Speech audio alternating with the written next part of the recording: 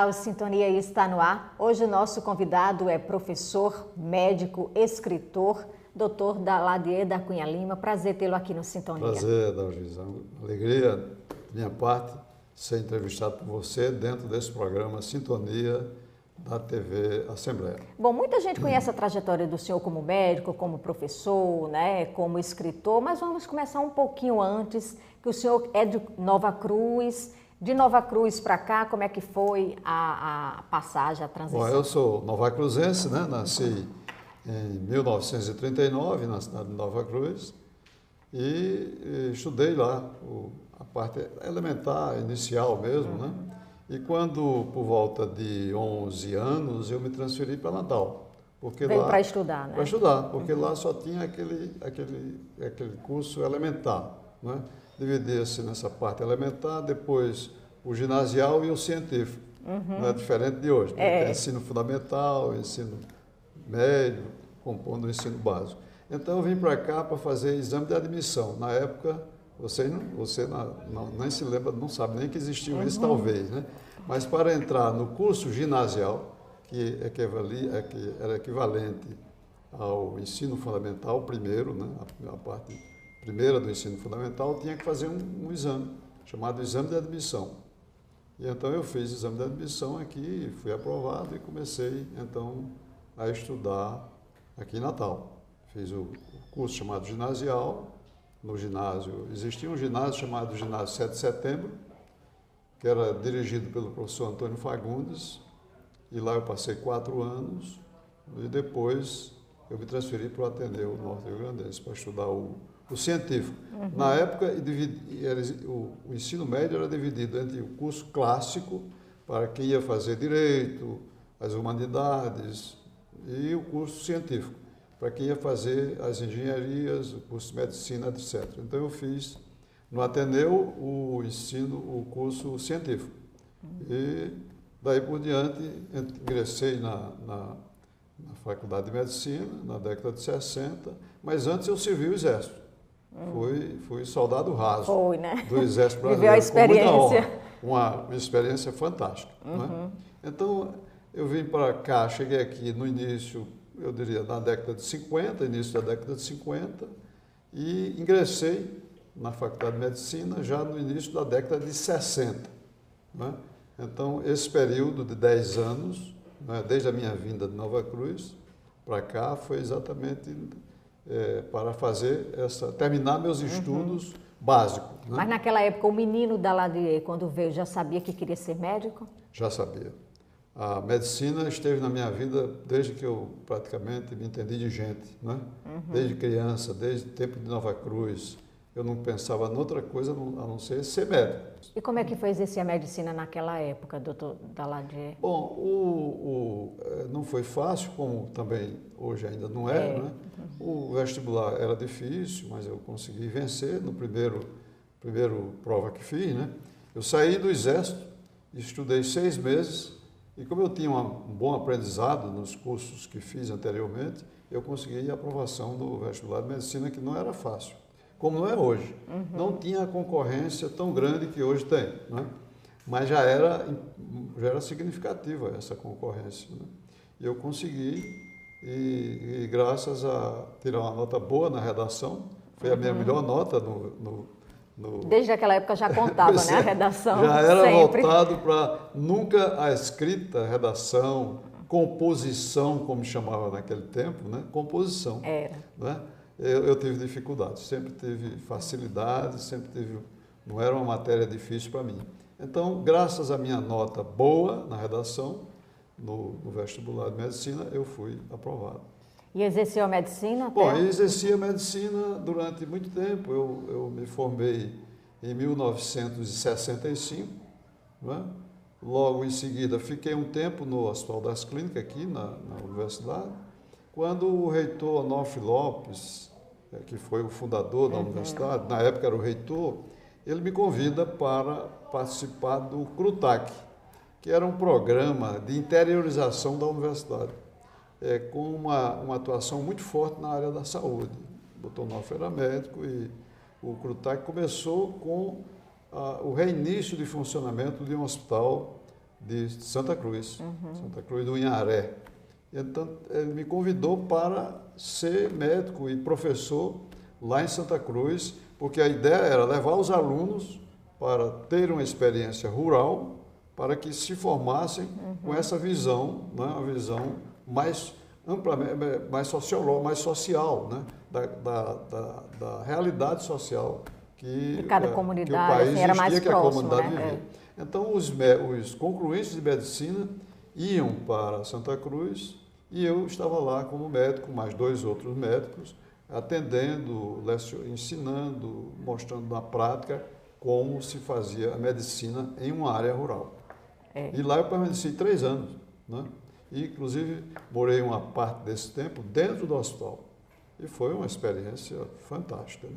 Então, viveu muita coisa lá no hospital, porque era coisa. médico realmente, praticamente em tempo integral. Tudo, e era tudo. Nós éramos 3 médicos, nós tínhamos cada um uma área mais de interesse, mas lá todos nós, no início, depois surgiram outros médicos.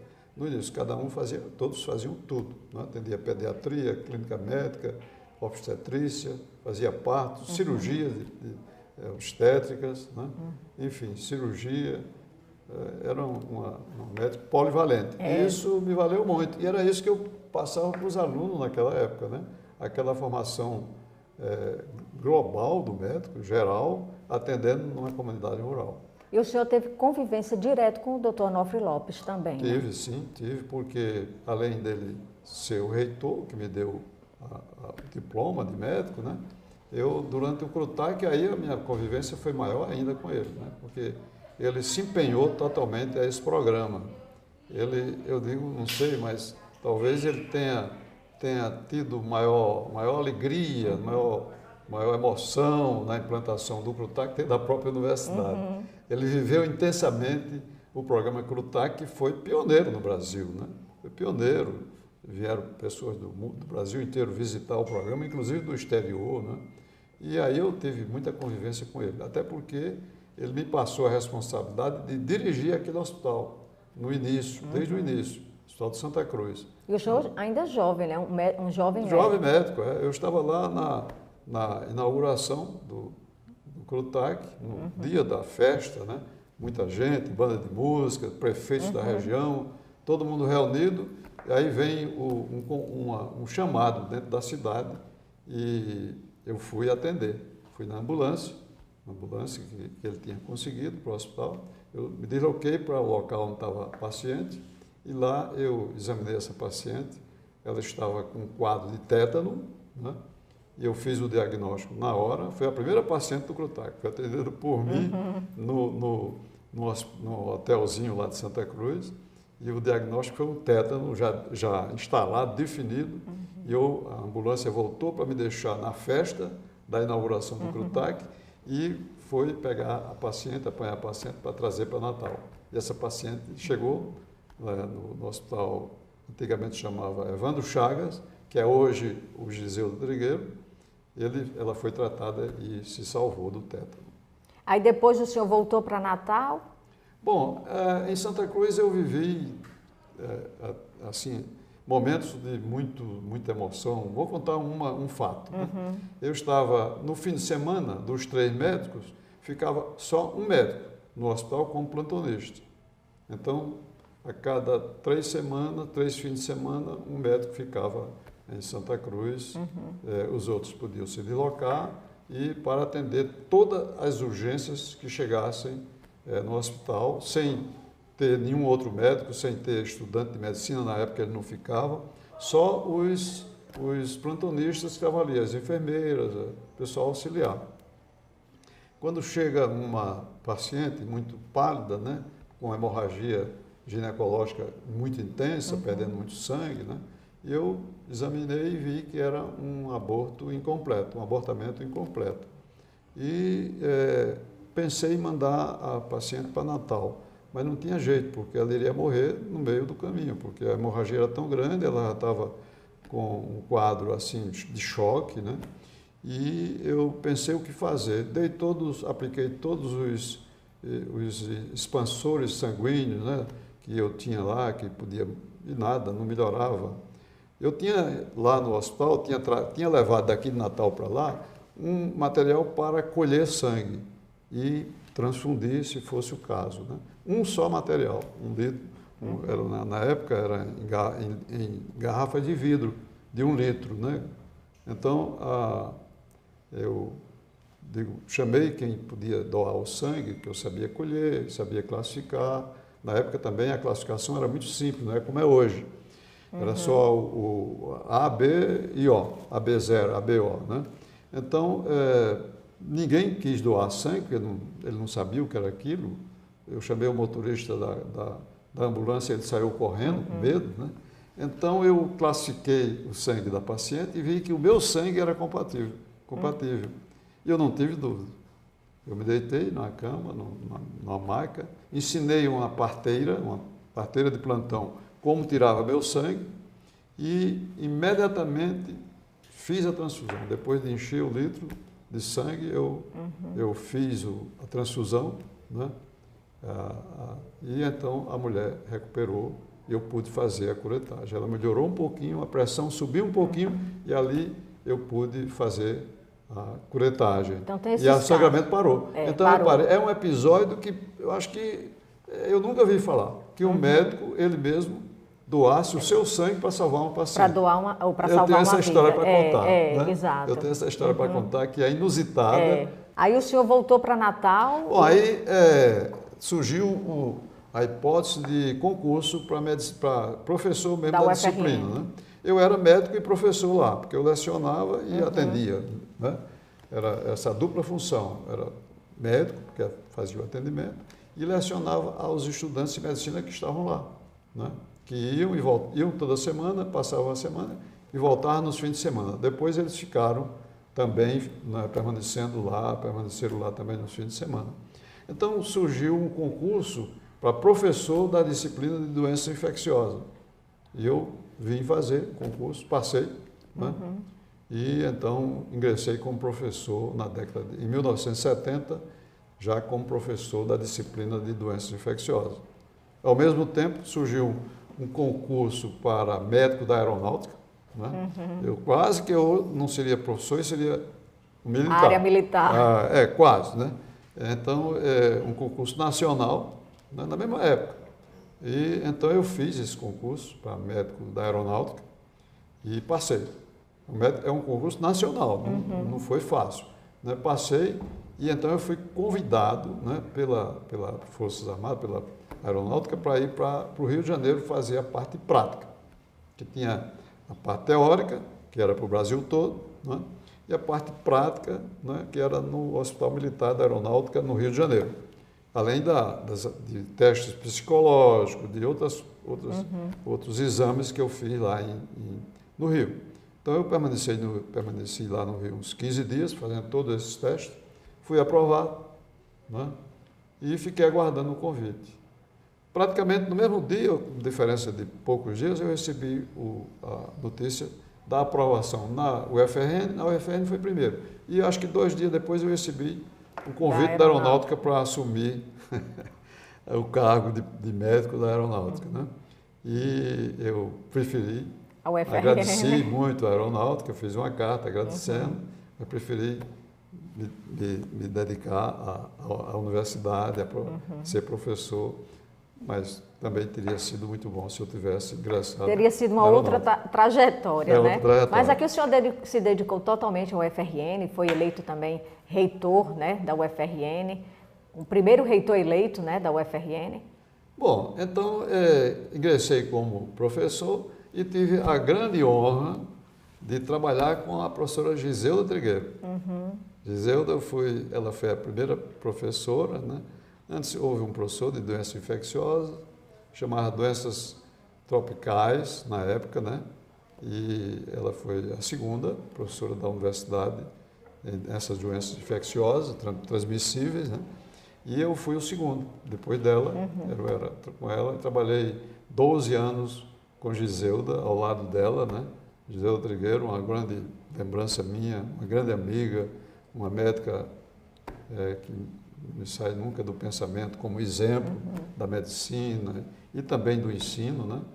E então trabalhei lá no CRUTAC, aliás, no hospital chamado Evandro Chagas, e que depois que Giselda morreu, a professora Giselda Trigueiro faleceu, o hospital se transferiu para o vizinho, que era o sanatório Getúlio Vargas, que tratava só de tuberculose. Ele foi ampliado e se transformou no Hospital Geral, né? Hospital Geral de Doença Infecciosa. E nesse tempo que eu trabalhei na disciplina, funcionava no prédio vizinho, que era chamado Evandro Chagas. E trabalhei lá, acho que 12 anos, lá no Evandro Chagas, com Giselda, quando em 79, exatamente, né? 1979, o Centro de Ciência da Saúde estava mudando o seu diretor. A Universidade Federal funciona com a reitoria, os centros acadêmicos, e os centros acadêmicos com seus cursos. O Centro de Ciência da Saúde tem um diretor do Centro de Ciência da Saúde. Então, estava na fase de mudança do diretor do centro. Então, um grupo de professores me convida para que eu participasse da escolha, né, como um dos prováveis candidatos, como um dos candidatos ao cargo de diretor do Centro da Saúde. Eu me candidatei e fui eleito pelo colegiado do centro. Fui eleito e fui nomeado. Na época era o ministro da Educação que nomeava, hoje é o reitor, né? Mas na época era o ministro da Educação, fui nomeado. Então, do diretor do centro, foram 4 anos, né? Eu fui convidado pelo reitor Genibaldo Barros para integrar a equipe dele e fui ser pró-reitor de pesquisa e pós-graduação. Fiquei 6 meses como pró-reitor de pesquisa e pós-graduação. Talvez até esse meu interesse pela pesquisa tenha influenciado para esse convite. Eu exerci só 6 meses como pró-reitor de pesquisa da UFRN, quando surgiu o processo de escolha do novo vice-reitor. Que na época era indicado pelos colegiados superiores da universidade. A pessoa se candidatava, e eu me candidatei a vice-reitor e fui o mais votado dentro dos colegiados. Fui o mais votado para ser vice-reitor e fui. Então, fui compor a lista sextupla, que era encaminhada ao ministro da Educação, e fui, então, nomeado vice-reitor. Então, de 79 a 83, eu fui diretor do Centro da Saúde. De 83 a 87, 6 meses sendo pró-reitor. Depois, 83 a 87, vice-reitor. E 87 a 91, quando surgiu em 87, na época da redemocratização do Brasil, depois do governo militar, o país estava buscando se democratizar, se redemocratizar, né? E então todas as universidades ficaram muito movimentadas, muito agitadas politicamente. E então surgiu a ideia de se eleger o reitor. O reitor antigamente era do mesmo sistema daquele que eu falei da vice-reitoria. Era escolhido pelos colegiados e os colegiados formavam uma lista sexta, mandava para o ministério e ali o ministro escolhia, no caso do reitor era o presidente, escolhia o vice-reitor ou o reitor. Então surgiu a ideia da eleição direta. E aí muitas pessoas me chamaram, eu já era vice-reitor, insistiram que eu devia concorrer e eu resolvi concorrer. Né? E fui o primeiro reitor eleito da Universidade Federal do Rio Grande do Norte. Tenho a honra de dizer isso.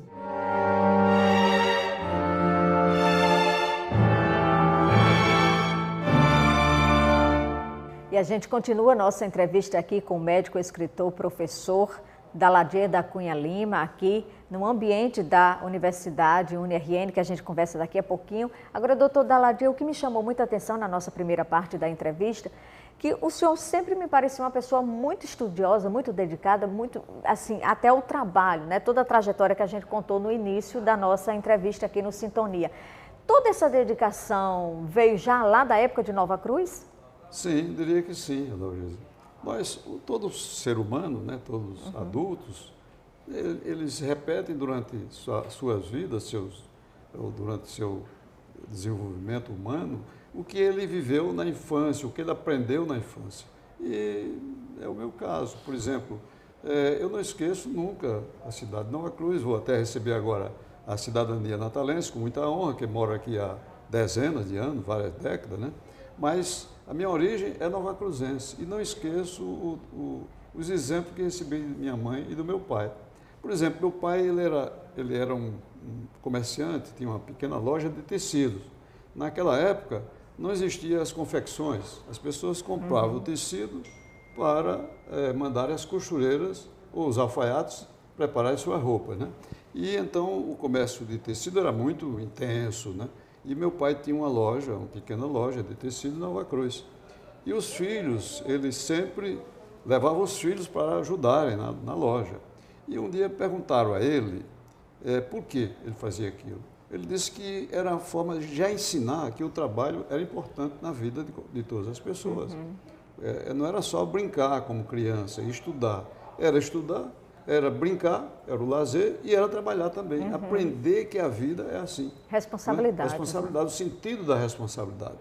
E então a pessoa perguntou que idade ele levava os filhos para vender na loja de tecidos. Ele brincou e disse assim, brincando, mas dando a resposta.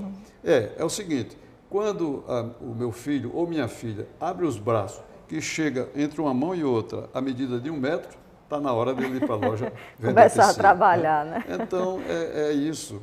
Lá o que nós fazíamos naquele tempo de menino, todos os meus irmãos, toda a minha família, era isso mesmo, era estudar. Primeiro tinha que estudar, tinha que fazer boas lições, né?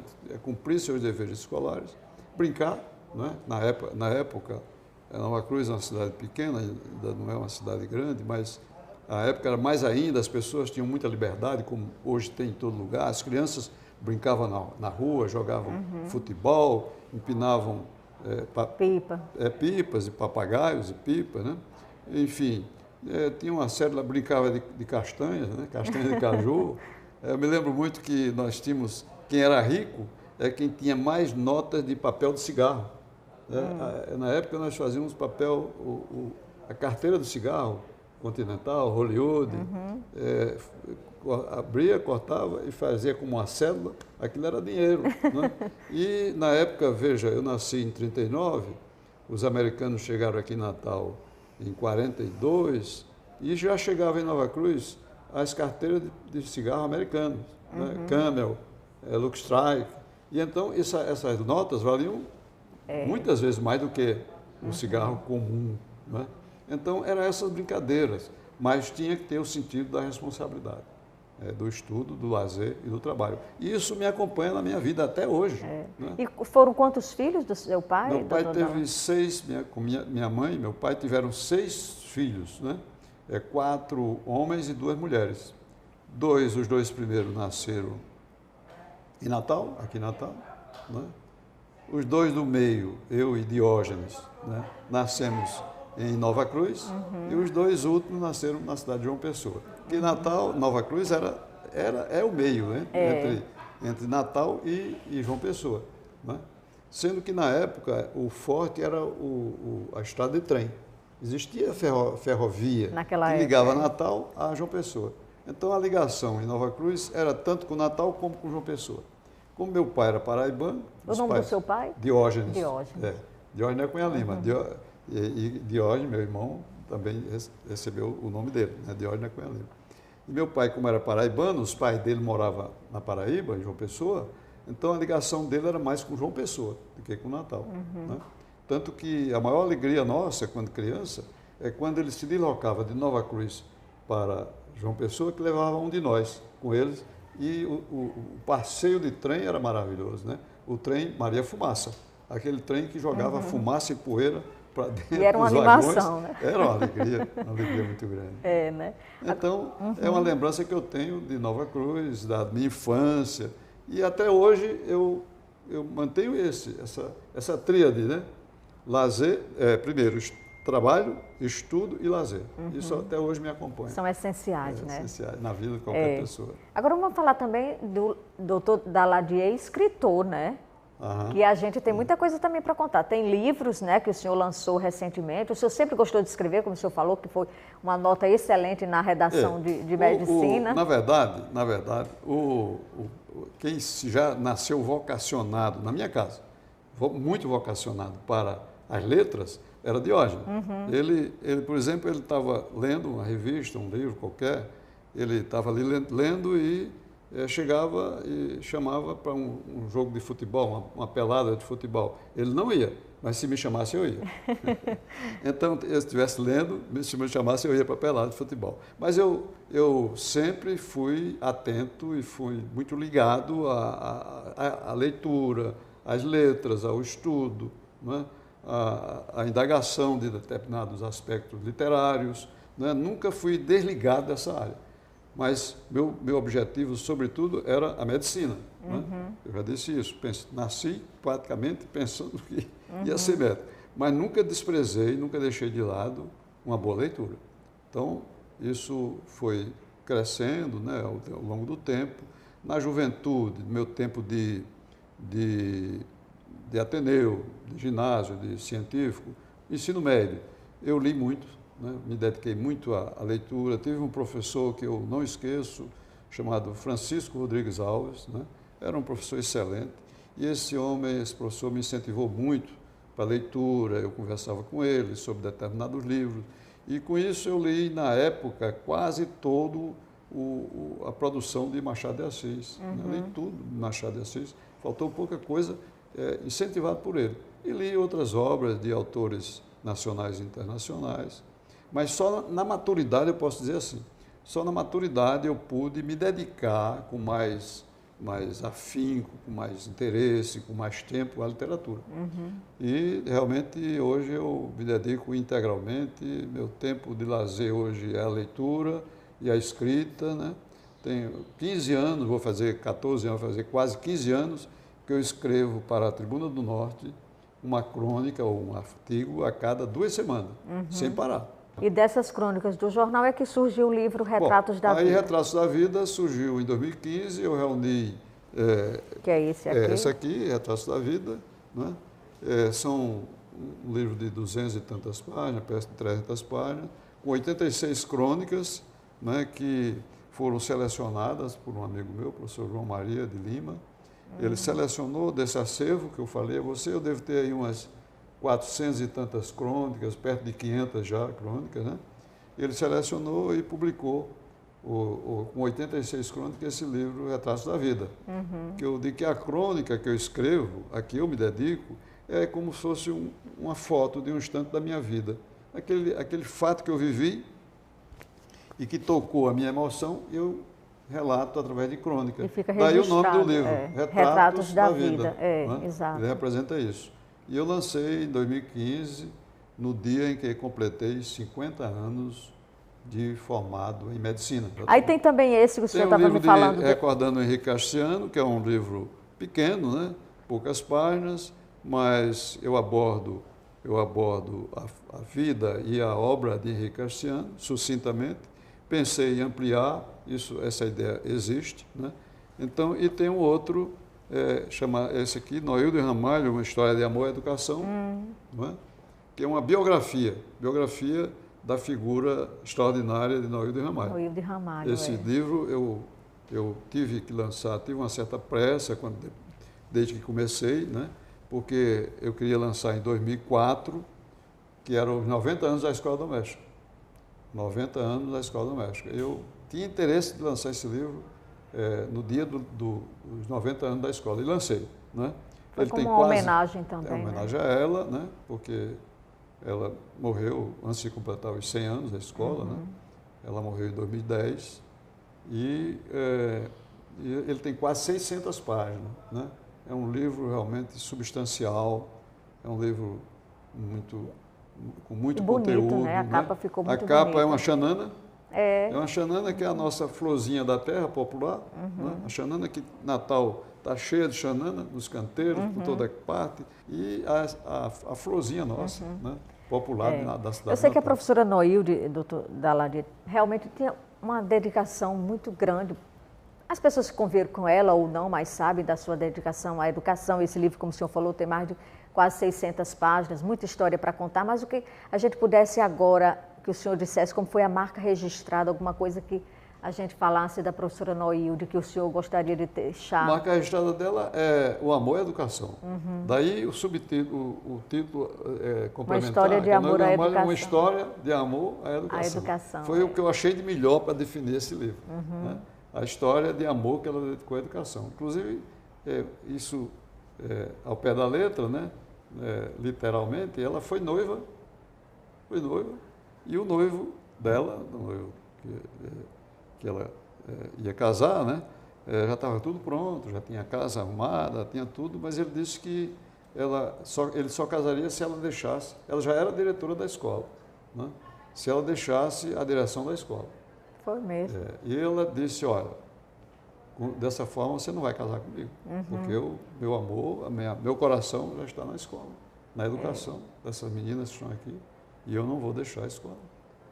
E ele acabou o namoro e ela não casou, nunca casou, né, apesar de ter esse episódio na vida dela. Então, é uma história de amor à educação. E da Liga, da criação da Liga, que o senhor falou, a Liga de Ensino, que foi que o senhor surgiu para a FARN. Bom, aí a Liga de Ensino criou a escola, né?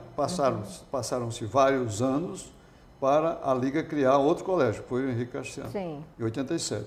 Em 97, 10 anos depois da criação do Henrique Castiano, o senhor Noilde, que representava a Liga de Ensino, ela era diretora da escola, mas ela tinha a delegação da Liga de Ensino como um todo, né? Na época, o presidente da Liga era Osório Dantas. Ela, com o apoio de Osório Dantas, ela me convidou para criar uma estrutura para implantar aqui o ensino superior. Além de ter a Liga, o ensino fundamental, infantil, fundamental e médio, queria também o ensino superior.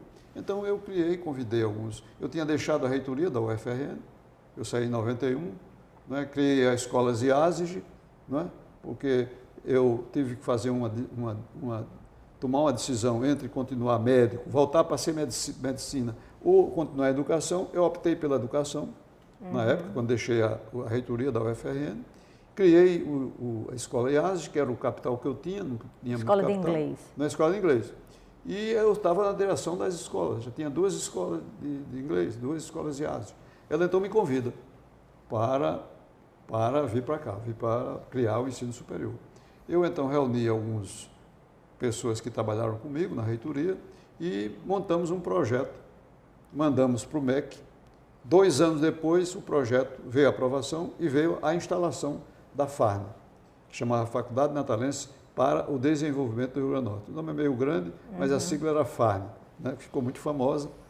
E nós instalamos a FARN no dia 25 de fevereiro de 1999, né? Com 4 cursos.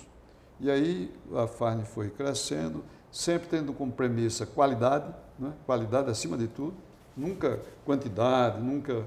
A instituição é sem fins lucrativos, essa instituição aqui, ela não é de ninguém. Ela não é de ninguém e é de todos, né? Porque ela é comunitária. Foi assim que Henrique Castiano criou. E ela até hoje é assim. Não tem um dono. Quem trabalha ganha seu dinheiro, né? E tudo que resulta de lucro é reinvestido aqui dentro mesmo, né? Então, nessa instituição, é assim nesse modelo. E esse modelo vem desde 1911, desde que foi criada por Henrique Castiano, né? Então, ela me chama e eu assumi, né? Aceitei o convite, criamos o projeto, os cursos foram aprovados e em 99, 25 de fevereiro, instalamos, né? E então, desde esse tempo que eu fui diretor da FARN, em 2012, janeiro de 2012, é um marco importante. 1999, instala-se a FARN. 2012, a FARN se transforma em centro universitário. O que é isso? É uma instituição com mais liberdade, com mais autonomia. Não preciso, para criar um curso, ter que pedir ao MEC para autorizar. Não. O centro universitário ele tem autonomia de criar curso. Do mesmo jeito que uma universidade. É praticamente igual a uma universidade. Igual. Em termos de autonomia, é igual. Então, em 2012, com nossa participação, com o projeto que elaboramos, o MEC credenciou a Farne para ser centro universitário. Então, desde 2012, nós somos centro universitário. E uma figura que eu não posso deixar de citar é o presidente da Liga de Ensino atual, que é o Dr. Manuel de Brito, Manuel Medeiros Brito, que desde praticamente que a Farne foi instalada, que ele é o presidente da Liga, apoiando e incentivando a instituição. E o senhor é o reitor da UNRN? Eu sou o reitor do UNRN. E toda essa dedicação também, que o senhor sempre teve uma ligação muito grande com a educação, né? O senhor foi eleito recentemente membro da Academia Norte-Rio-Grandense de Letras, já é acadêmico de Medicina, né? Norte-Rio-Grandense de Medicina, e agora é da Academia Norte-Rio-Grandense. Então, eu diria, Adalgisa, que primeiro a medicina, que existia a vida toda, né? Depois a educação, que sempre esteve comigo, né? A educação. Quando eu tive que optar, eu optei pela educação em vez da medicina, né? E a literatura, a leitura, a escrita, as letras, né? É outra paixão da minha vida. Então, mais da maturidade para cá, eu passei a ler muito e passei a escrever e, enfim, é um dos pontos que eu me ocupo muito, que eu me dedico muito, não digo nem me ocupo, porque não é ocupação, é lazer, né? É a leitura e a escrita. E eu digo, olha, ninguém se arrepende. Quem se dedicar a ler e a escrever só vai usufruir e só vai ter uma vida mais alegre, mais completa, né? Com a leitura e a escrita. A escrita, realmente, a pessoa que se dedica e que gosta, ele se realiza em escrever. E é o meu caso, né? E então, eu pertenço à Academia Norte-Grandense de Letras, pertenço ao Instituto Histórico Geográfico. E há alguns meses atrás eu tive a honra de ser eleito para a Academia de Letras do Rio Grande do Norte, né? Norte-Rio Grandense de Letras, corrigindo o nome, né? Academia Norte-Rio Grandense de Letras. E na minha eleição eu tive essa alegria de que compareceram 31 acadêmicos, foram 31 votantes, eu tive 31 votos. Então, unanimidade dos presentes. Isso me encheu muito de alegria também. Né? E a posse? A posse eu estou programando para, talvez, em setembro. Né? É a cadeira de número? A cadeira de número? Número 3. Número 3. Número 3. Né? Então, foi a cadeira que o patrono é o conselheiro Brito Guerra, que foi ocupada pelo professor Otto Guerra e pelo professor José de Anchieta Ferreira, que era meu amigo, médico, né, meu amigo, e a vaga ocorreu quando ele faleceu há algum tempo atrás. Né? A medicina é muito...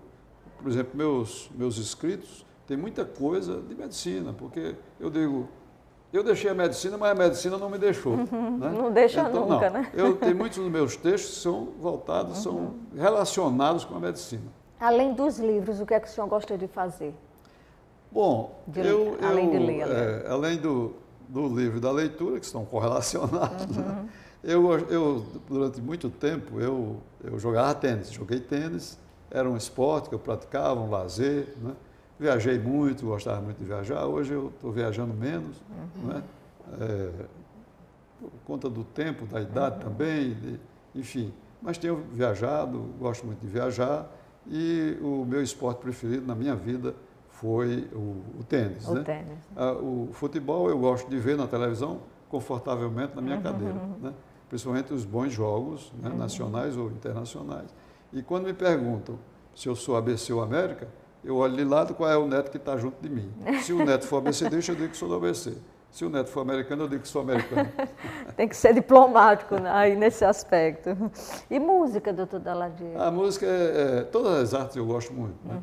Eu não tive a sorte de receber um dom de Deus, né, para ser um músico, ser um poeta, né? Não sou poeta também, né? Não sou um artista plástico, mas eu tenho a graça de dizer que aprecio essas artes todas. Né? A arte é como dizia, vê se eu me lembro a frase, mas Ferreira Goulart, que morreu há pouco tempo, dizia, a arte existe porque a vida não basta. Né? É muito bonita essa frase. A arte existe porque a vida não basta. Pode ser que não seja exatamente essa frase, mas o pensamento é esse. Né? a vida não é suficiente em si, precisa arte para dar vida à vida. Então, mas eu gosto de todas as artes. A arte plástica me fascina, né? A música me fascina, eu gosto muito de Luiz Gonzaga. Agora eu vi até uma recente matéria que estão deteriorando o baião, o forró de Luiz Gonzaga, colocando música sertaneja nas festas juninas, né? O que é um absurdo isso acontecer, né? Gosto muito dele, mas gosto também dos outros artistas, as grandes vozes do mundo, né? Os grandes músicos do mundo. Sou meio fascinado por Mozart, na música erudita, na música clássica, né? Já fui à terra dele visitar, todo onde ele viveu, onde ele trabalhou, né? Em Salzburgo, na Áustria, né? Estive lá durante alguns dias. Enfim, as artes todas, a poesia, já falei, né? Enfim, todas as artes, todas me fascinam. Ok, muitíssimo obrigada, doutor Daladier, por contar um pouquinho da sua história. Que bom que o senhor tem tanta história interessante e legal para a gente poder apresentar aí para os nossos telespectadores. Ok, eu que fico feliz e agradeço a você, Adalgisa, e agradeço à TV Assembleia. E a gente vai ficando por aqui. Muito obrigada pela companhia. Até o próximo Sintonia.